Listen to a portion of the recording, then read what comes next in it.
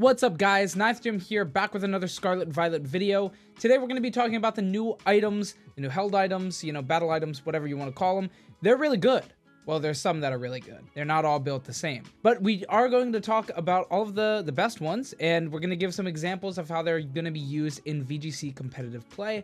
So, without further ado, let's get into it. Now we have Clear Amulet, Covert Cloak, Booster Energy, Punching Glove, Mirror Herb, Loaded Dice, and Ability Shield. And they're in the order in which I expect them to see, competitive usage. So starting off with Clear Amulet. This is the best one. This is an incredible item. This item protects the holder from having its stats lowered by moves and abilities of the opposing Pokemon.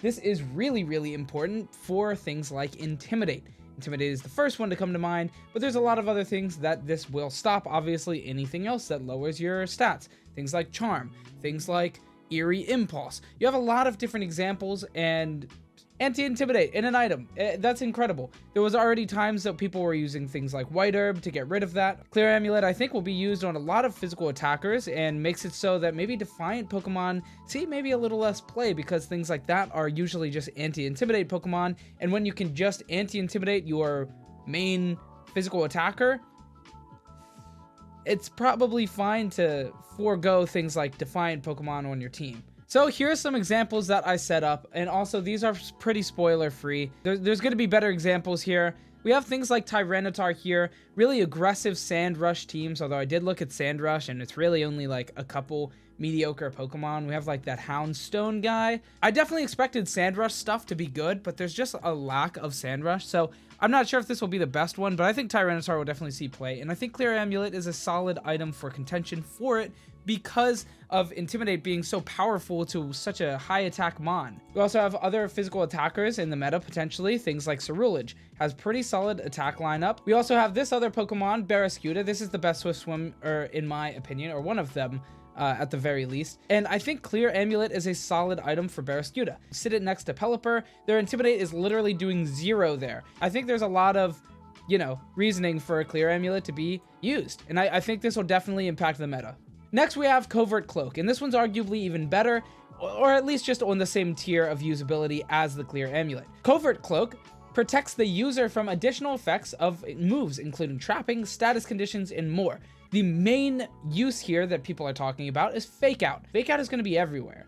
And, Fake Out and Intimidate are some of the most problematic and strongest things to be on every single team. And now we have an item that kind of deals with both of them. Well, individually, each one of them deals with one of them. But Covert Cloak is the one that deals with Fake Out. It also does other things like, you're up against a Torkoal and it uses Heat Wave. Now you're not getting burned by that. So that's really good as well. Let me go ahead and show some examples.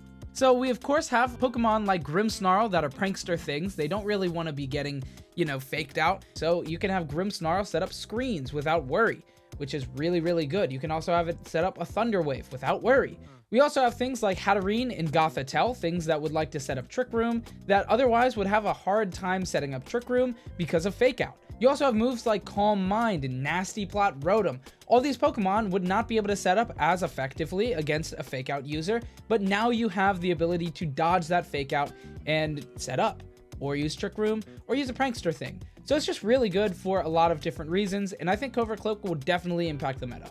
Next, we have Booster Energy. Now, this is a new item for a new mechanic, these Paradox Pokemon, or the future Pokemon. This item will boost the highest stat of a Pokemon with the ability Protosynthesis or Quark Dive, which all of the new Paradox Pokemon do have those abilities. If Electric Terrain is active or Booster Energy held, the highest stat is 1.5 times. So you can use this Booster Energy, or you can use Psychic Terrain, but our only Psychic Terrain as of now is Pinsirchin, and we don't have Dynamax Electric to activate it, so I don't think we're going to be doing that. I think we're probably going to be using Booster Energy, but Booster Energy is very solid because it gives the highest stat 1.5 times, which is kind of like a Beast Boost, but you don't have to knock something out, which is really incredible for a lot of these Pokemon. Now, obviously, there's a lot of better examples in Iron Treads. There's other Pokemon like that, but I don't want to spoil all of the new Pokemon. For this Pokemon, you have your highest is Defense, but that would include your highest stat with EVs. So you could very easily just go like this,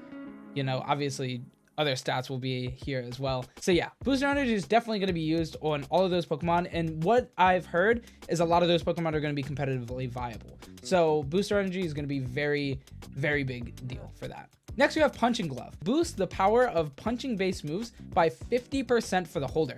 That's a really big upgrade. So we do actually have access to a new Iron Fist Pokemon. It's the Palmont, the new Pikachu clone kind of Pokemon. Iron Fist gives you a 1.2 times power upgrade, and the item will give you a 1.5 times power upgrade. Wait, what? 1.1 times damage. We get all the punches. We have Mach Punch, which is going to be stab. We do actually have Scizor as well that has Technician Bullet Punch, which could be really good with the Punching Glove as well. So you have the 1.5 times from stab, you have the Technician 1.5 times, and the Punching Glove 1.5 times. That's a lot of damage on a Bullet Punch. Next, we have the Mirror Herb. This is a really interesting item. This item will make the holder's stats raise the same as the opponent one time. It is a consumable, so, you know, if your opponent just goes for a Swords Dance, then Mirror Herb can mirror that and go for a +2 on that as well. Mirror Herb is, I think, a really spooky item because it really makes you not want to like set up in front of certain Pokemon. I don't know what Pokemon are going to utilize Mirror Herb specifically, but I think that could be a really solid strat if setup things become really, really good. Imagine this in the format with Zacian.